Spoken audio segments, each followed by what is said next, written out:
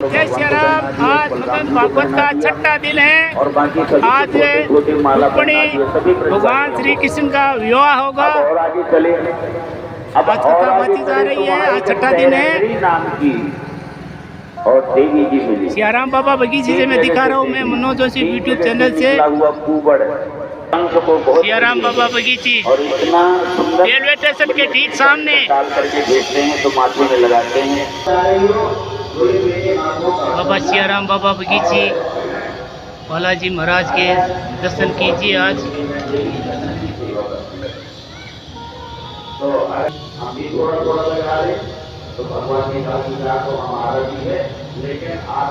बालाजी महाराज सियाराम बाबा बगीची railway station के सामने।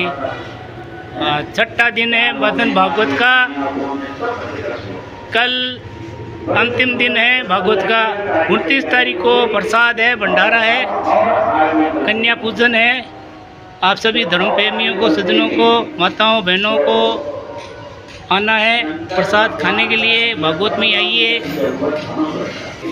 बालाजी महाराज साला से दरबार नाम हमारे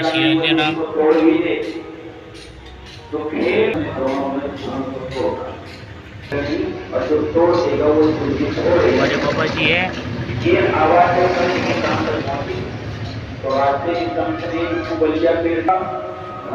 बलराम जी हाथी के पास पहुंचे तो महावत से बोले भैया हाथी को साइड में कर ले, हमें मामा से मिलने जाना है। तो बाबा सियाराम बाबा बगीची होती है। बड़े अधिकारी से मिलने जाओगी बड़ी सरलता से, बड़े प्यार। तो ग्वालियर के और दोनों भाइयों को अंदर घुसते कंस के महल में दोनों भाइयों ने प्रवेश किया तो वहां कंस ने बड़े बड़े पहलवानों को भगवान को लड़ाया। और भागवत कथा मदन भागवत कथा बाजी जा रही है। यहाँ पंडाल लगा हुआ है। इतना बल है उस बलराम में। चाल का भेद, प्राण का चक्कर, जब तक हृदय में शांत हूँ, जब तक मले हूँ मैं, भर जाऊं यदि क्रोध में, महाप्रलय हूँ मैं। हमारे जो को भी चांडुल मुस्लिम शत्रु पर सबको मार दिया, सबको परास्त कर दिया। अब मेरे सामने आ रहे हैं। आओ भांजे आओ। इस नेत्रराज कंस ने जैसे ही दोनों काष्ठा दोनों को कह रहा है मैं दोनों को बंदी बना लूंगा और दोनों को आज मैं अपने हाथों से मारूंगा। जिस समय का मुझे जी नंद बाबा को भी मारूंगा। और भगवान समझ गए कि इसका तो काम हो ही गया, क्योंकि बड़बड़ाने में लगा हुआ है सारा। एक छलांग मारी और सिंहासन पर जाकर के खड़े हुए। क्या बात है। यदि मैं पाप नहीं कमाता, यदि मैं पाप नहीं कमाता, तू मेरा व्रत करने क्यों आता? नहीं मिलता इस मामा को भांजे के हाथों से मुक्ति का नाता। क्या बात है। संभालूंगा इस कागज रूपी छाती पर खूनी लिखित करा लूंगा। अरे मामा कन पंजाब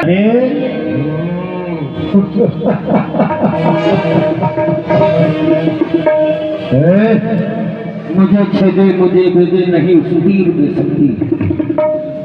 मुझे जकड़े मुझे पकड़े नहीं जंजीर में शक्ति। मुझे जलाए मुझे तपाए नहीं उस आग में शक्ति। और मुझे मामा कन बस कर नहीं तो पछताएगा। तेरी बातों का जवाब मेरी ठोकरों से दिया जाएगा। जय हो। जैसे तुमने हमारी माँ देवकी को इस पृथ्वी पर केस पकड़ के मारा था, आज हम ऐसे ही तुम्हें तेरे केस पकड़ कर मारेंगे। जय हो जय हो। अब तक तो सोया होगा तो नखबली गद्दों पर, आज तुझे मार के सुला देंगे इन मिट्टियों के ढेलों पर। बात है।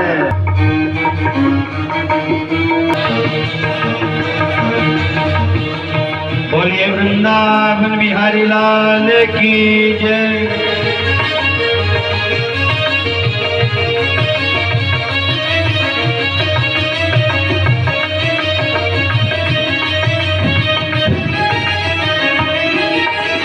प्रगही अन्यो परितंग मंचाते। भगवान तुरंत एक छलांग मारी तो अपने मामा कंस के सिंहासन पर जा करके खड़े हो गए और मेरी मैया देवकी के बाल पकड़ करके और आपने गिराया था, देवकी नंदन तुझे गिराने के लिए आ चुका है, स्मरण दिला रहा है। और जैसे एक ही जोर का धक्का मारा, कंस हड़बड़ा करके उच्चासन सिंहासन से धड़ाम से नीचे गिर गया और छाती पर कन्हैया भी कूद पड़े और कंस के रहे सहे प्राण भी निकल गए। बोलिए कंस मर्दन भगवान की। तो कंस के 8 भाई थे, वो सभी हथियार लेकर के भगवान को अकेले था और सभी को भगवान ने परास्त करके अपने माता पिता के पास गए और उनके बंधन छुड़वाए और देवकी वसुदेव विज्ञाए दोनों पत्नियां अपने पिता के घर में गईं और अपने पिता से बताया कि हे वैधव्य को प्राप्त हो चुके हैं। तभी से एक यहाँ से बुराई और एक बार नहीं 17 बार आरंभ कर दिया। ऐसे ऐसे दुष्ट राजा हुए। कुबलिया था बेटी को, तो बिहार हाथी का बल था। माता पिता को जैसे मुक्त बंधन किया वैसे आए और अपने दोनों बच्चों को गले से लगा लिया और दोनों माता पिता कहते हैं बच्चे बड़े हो गए हैं, अब इनको शिक्षा अध्ययन भी कराना चाहिए। आश्रम में भेजा, दोनों बच्चों का सुंदर जनेऊ संस्कार हो गया था और शिक्षा। और गोस्वामी तुलसीदास जी कहते हैं गुरु ग्रह पढ़ने गए और कहा कि अगर कुछ लेना देना चाहते हो तो अपनी गुरु माँ के पास में जाओ। तो संदीपनी ऋषि की जो पत्नी थी उनके पास में भगवान आज्ञा लेकर के मथुरा जाने के लिए जैसे तैयार हुए तो गुरु माँ ने कहा बेटा आज तू जा रहा है, जब से तू आया तब से मैं अपने बेटी को भूल गई। क्यों? क्योंकि आपको देख करके ऐसा लगा कि मेरा बेटा आ गया।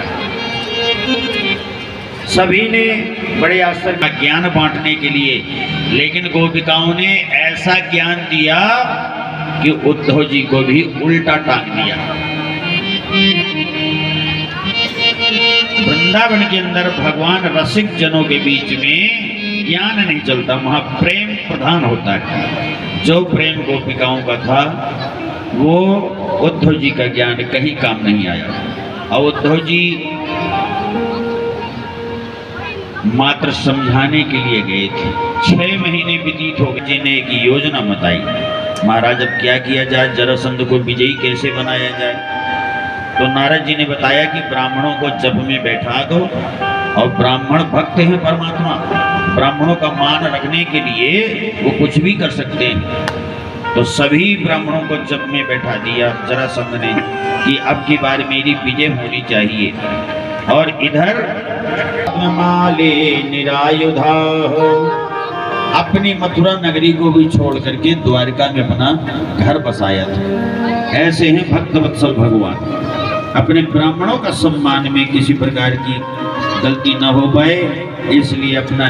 तो सभी ब्राह्मणों ने कहा भाई अब आप जाकर के आराम करिए और जो आपको छेड़ेगा परेशान करेगा उसके ऊपर दृष्टि पड़ते ही और उसका काम तमाम हो जाएगा। स्वतंत्र हो गए कि भाई अब तो हमें जो करना है उस पर हम लगे और नहीं तो ऐसे कब तक भगते रहेंगे। राक्षसेने विधाने उपमेये इति श्रुतम। हमने ऐसा सुना है कि हमारे प्रभु द्वारकाधीश का जो प्रथम विवाह रुक्मिणी जी के साथ में हुआ था वो राक्षस विधि से हुआ था। सुखदेव जी मुस्कुराए और परीक्षित की तरफ देख करके बोले परीक्षित आपने ठीक सुना था। परीक्षित ने कहा तो जरा ये बताइए कि ये विधि क्यों अपनाई गई। तब सुखदेव जी बोल पड़े सुनो राजन, राजा सीध भीष्म को नाम विदर्भाधिपतिर महान, जिसके महाराज राजा है भीष्मक ये है कहाँ विदर्भ? विदर्भ ये कहते हैं महाराष्ट्र में है, जहाँ जन्म हुआ। तो वहाँ के जो राजा हैं उनका नाम है भीष्मक। उनके एक बेटी है, वही करते हैं। भीष्मक जी ने एक दिन बैठ करके घर में ये बात की चर्चा हो गई है और अब हमें शादी करना चाहिए। तो तुरंत रुक्मिणी खड़ा हो गया। रुक्मी जो सबसे बड़ा भाई है रुक्मिणी का। अब बोला पिताजी आप बताइए कि आप क्या चाहते हैं। तो भी कर सकते हैं। वो द्वारका छोड़ के भाग गया, मथुरा छोड़ के भाग गया। ऐसे ही भगता रहेगा तो मेरी बहन तो परेशान हो जाएगी, मैं उसके साथ कभी विवाह नहीं करूंगा। तो बेटा जहां करना हो वहां कर दो। रुक्मी तुरंत आया, आकर के कपड़े पहने और अपने रथ में सवार हो करके और सीधे दौड़ के गया करके पिताजी से बताया, पिताजी मैंने बहन की शादी पक्की कर दी है और परसों के दिन बारात आ जाएगी। अब जब परसों के दिन बारात का पता जब बहन फूट करके रोने लग गई। क्यों? क्योंकि शिशुपाल को तो भी मरना भर के लिए विधवा हो जाऊंगी। तो रोने लग गई। जब रोने लग तो रुक्मिणी की जो भाभी जी थी, रुक्मी की पत्नी, वो अपनी ननद के पास में आकर के बैठ करके समझाया बुझाया कि संपर्क में हैं तो आप अपना काम पूरा करें। तो रुक्मिणी ने संतों के मुख से, पिताजी के मुख से, नारद जी के मुख से अनेकों बार भगवान की सुंदरता, उनकी वीरता, उनके बारे में सुन करके सिर्फ उनका आनंद लिया। बाकी ना तो कभी देखा ना विश्वास कर लिया कि मैं शादी कराऊंगी तो द्वारकाधीश के साथ में ही कराऊंगी और नहीं तुम अपने प्राणों को ही छोड़ दोगी। जब ये बात सामने आई तो रुक्मिणी की भाभी जी ने कहा कि आप ऐसा कर सकती हैं कि आप एक लेटर लिख सकती हैं, एक चिट्ठी लिख सकती हैं और उस चिट्ठी में अपना पूरा वृतांत लिख दीजिए, किसी ब्राह्मण को दे दीजिए, ब्राह्मण ले जाकर के द्वारकाधीश को देगा, फिर जो उनकी इच्छा होगी वो होगा। तो रुक्मिणी ने एक बढ़िया सुंदर सा कार्ड लिखा। उस कार्ड में मैसेज लिखा, क्या? श्रुत्वा गुणान भुवन स्वतामिते निर्विश्य कर्ण विवरे हरतो वंग्यतापम रूपम त्रसामद्र। और आकर के मैं मंदिर जाऊंगी और मंदिर से लौट करके रास्ते में ही हमारी तुम्हारी दोनों की मुलाकात हो जाएगी। ऐसा बढ़िया सुंदर चिट्ठी में लिख करके और एक पंडित जी को दिया कि महाराज आप जाइए, हम आपको बहुत सारी दक्षिणा देंगे, पानी देंगे, कपड़े देंगे, खाना देंगे, बस इसको आप ले जाकर के द्वारकाधीश को दे करके आइए। भगवान ने उस चिट्ठी पा करके बड़े खुश हुए। पंडित जी का बढ़िया सुंदर सम्मान किया, खिलाया पिलाया, सेवा की।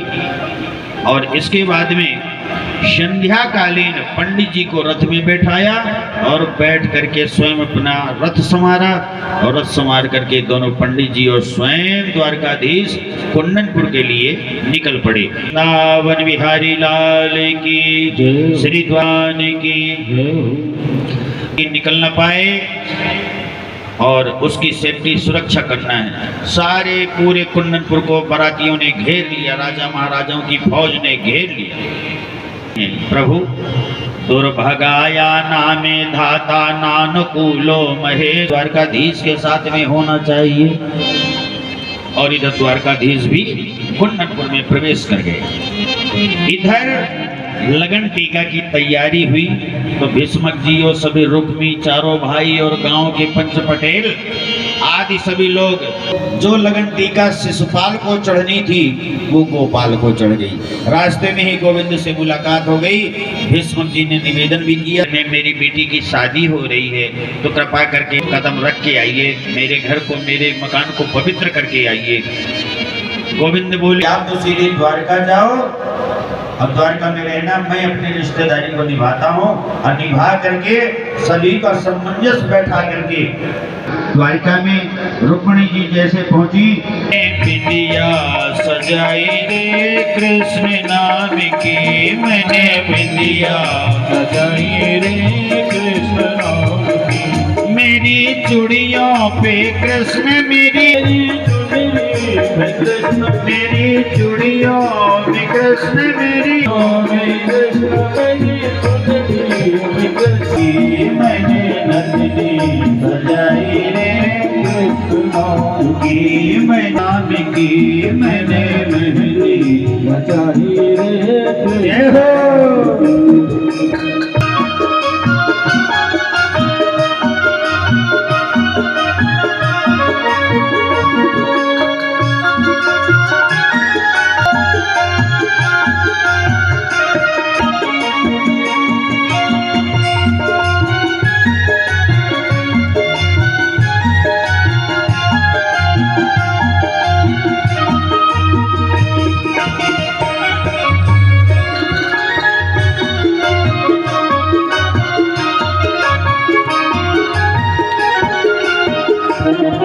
मेरे नैनों में गोकुल वृंदावन मेरे नैनों में गोकुल वृंदावन मेरे नैनों में गोकुल वृंदावन मेरे नैनों में गोकुल वृंदावन मेरे प्राणों में मोहन मन भावन मेरे प्राणों में मोहन मैंने ज्योति जलाई रे कृष्ण नाम की मैंने ज्योति जलाई रे कृष्ण नाम की मैंने ज्योति जलाई रे कृष्ण नाम की मैंने मेहंदी रचाई रे कृष्ण नाम की मैंने मेहंदी रचाई रे कृष्ण नाम श्री राधे।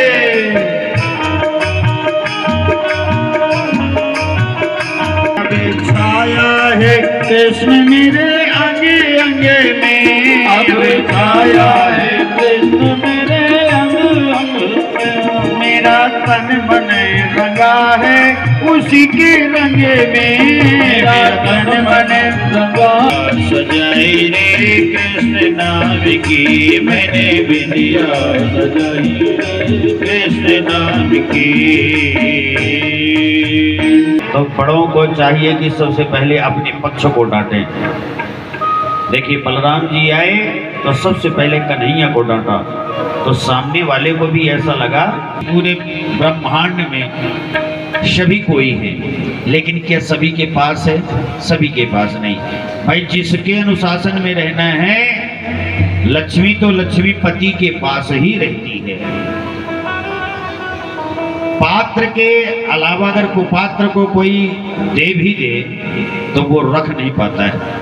लक्ष्मी जी का जब प्रादुर्भाव समुद्र से हुआ था, समुद्र मंथन से हुआ था, की को कपड़े से चारों तरफ से बंद करवा के अपने नगर की ओर चल पड़ा और रात्रि रात्रि में ही पहुंचना है, क्योंकि अगर कोई देखेगा कि भाई आप हमारे समाज के हैं, मित्र हैं, आप अभी राजा है के भगाया है, लेकिन मैंने कभी हार नहीं मानी और आप एक ही विवाह से हार मान करके रो रहे हैं।